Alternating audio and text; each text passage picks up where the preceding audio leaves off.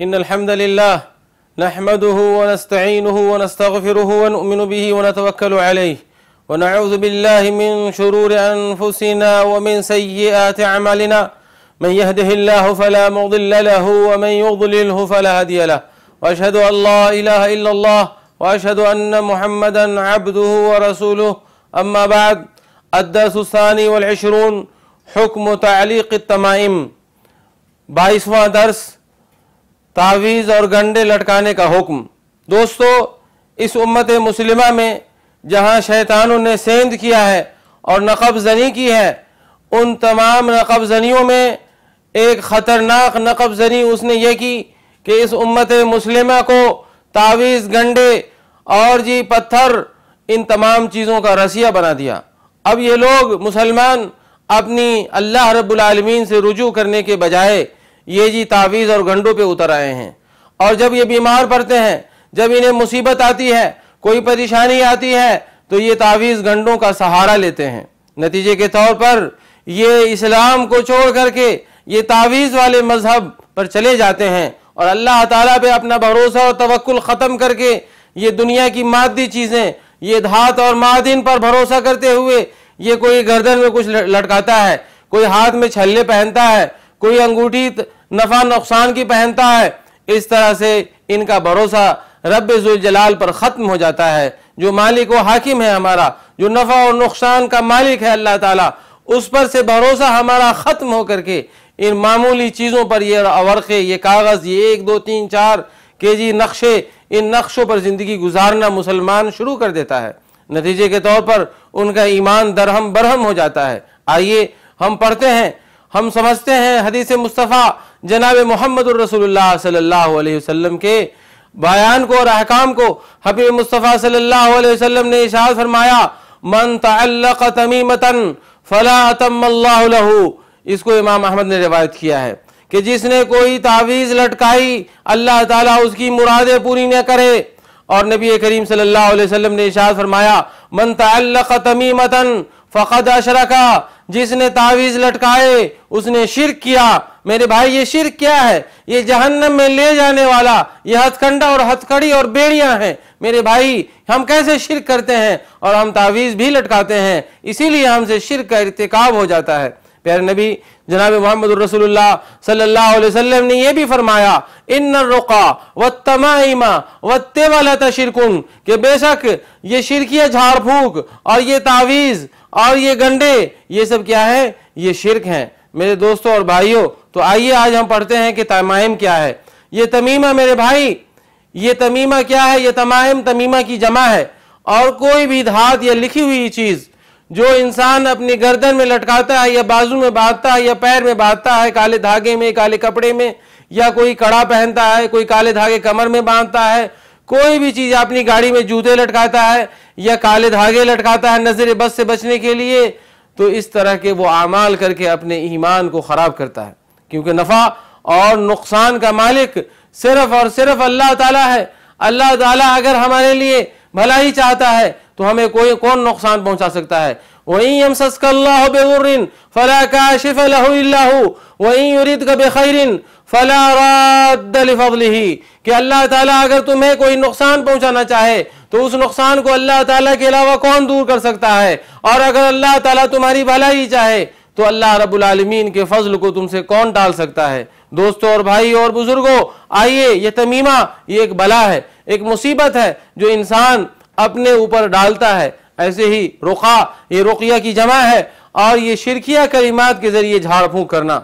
हमारे मुल्कों में बेशुमार लोग ऐसे हैं जो उलमाए किराम की शक्ल रखते हैं और अपने चेहरे पर नूर रखते हैं, बावजूद इसके ये शिरकिया झाड़ फूंक के जरिए, गैर मानी और मफहूम के जरिए लोगों को फूंकते और झाड़ते हैं।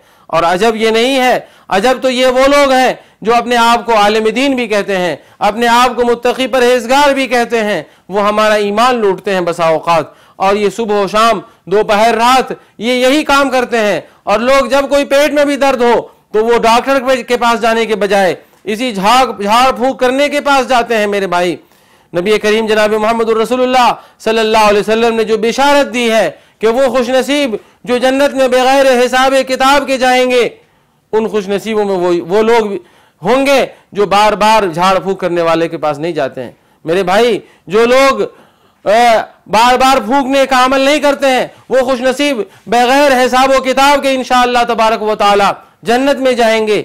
ये अल्लाह ताला पे भरोसा इंसान का खत्म कर देता है। जो फूक फूक झाड़ना और फूकना ये शरीयत मुताहरा से साबित है। कुरान करीम ये हमारे लिए शिफा है और रहमतें हैं अल्लाह ताला की तरफ से। सूरतुल फातिहा ये पढ़कर हम फूकें तो अल्लाह ताला बीमारियों को, नजर बद को, जादू को, सांप और बिच्छू के जहर को भी मिटा देते हैं। तो कुरान करीम की आयतों को पढ़कर फूकना, सूरतुल बकरा को पढ़कर फूकना, और भी सूरतों को, सूरतुल बकरा की आखिरी 2 आयतें पढ़कर फूकना, मुअव्वज़तैन पढ़कर फूकना सिर्फ जायज़ ही नहीं बल्कि हबीब मुस्तफ़ा जनाब मोहम्मद रसूलुल्लाह सल्लल्लाहु अलैहि वसल्लम से साबित भी है।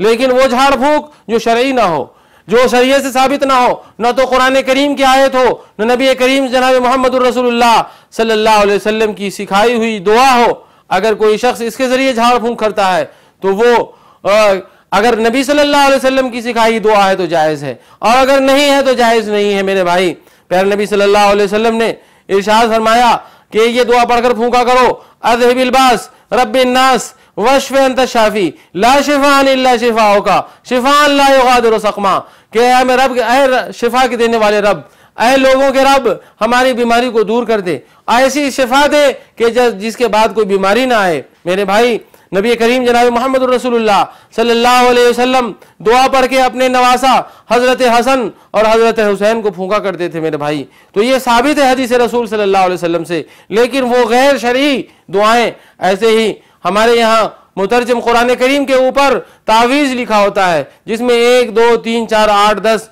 ये गैर मफहूम बातें होती हैं, न कुरान करीम से साबित है न हदीस रसूल सल्लल्लाहु अलैहि वसल्लम से साबित है। बावजूद इसके हमारे उलमाए किराम ने क्या किया है, कुरान करीम में लिख दिया है, या नजर बद से बचने के लिए कुछ आमाल लिखे, मुजर्रब आमाल, उसमें ये तावीज़ के नक्शे बनाए गए हैं जिसमें कहीं 1 लिखा गया है, कहीं 2 लिखा गया है, कहीं 3 लिखा गया है। मैंने खुद बेशुमार किताबों का मुराजा किया है जिसमें ये बातें लिखी गई हैं। आपको मालूम होना चाहिए कि ये शिर्क है। ऐसे ही तेवाला, ये तेवाला क्या होता है? ये तेवाला मेरे भाई शौहर से बीवी को दूर करने के लिए या करीब करने के लिए इसका इस्तेमाल किया जाता है। और ये लोग लिखते हैं, तेवाला के नाम से लिखते हैं और ये कुछ लिख करके शौहर को देते हैं, शौहर अपने हाथ में बांध लेता है, या बीवी को देते हैं, बीवी अपने हाथ में बांध लेती है। मेरे भाई, शौहर और बीवी की कुर्बत इस लिखने और पढ़ने और ये लिखे हुए तावीज़ से हासिल नहीं होती, बल्कि अगर होती है तो दुआ करने से हासिल होती है, अल्लाह रब्बुल आलमीन से गिराने से हासिल होती है, रब्बुल आलमीन के हुजूर में मांगने से हासिल होती है, शरीयत के अहकाम पर चलने से हासिल होती है, शौहर बीवी अगर दीन पर चले तो हासिल होती है। तो हमारे माशरे के अंदर जो सूरतें और शक्लें हैं तावीज़ की, अगर लोगों की गर्दनों को देखेंगे तो गर्दन में तावीज़ लटकाए हुए हैं, पैर में तावीज़ बांधे हुए हैं, हाथ में तावीज़ बांधे हुए हैं। बच्चा पैदा हुआ, उसके पेशानी पर काले निशान लगा दिए ताकि नजर बद से महफूज रहे। गाड़ी खरीदी, गाड़ी में जूते लटका लिए ताकि गाड़ी हादसे और एक्सीडेंट से महफूज हो जाए। इसी तरह कोई सामान खरीदते हैं, उसमें काली पट्टी बांध देते हैं। तो तरह तरह से हम मुसलमान अल्लाह ताला से पर भरोसा करने के बजाय हम इन मादनी चीज़ों पर, मादी चीज़ों पर भरोसा करते हैं कि इस जूते चप्पल में नजर बद से दूरी है और एक्सीडेंट और हादसे से दूरी है, कौड़ियाँ पहनते हैं। इस तरह हम मुसलमान अपना ईमान बेचते हैं।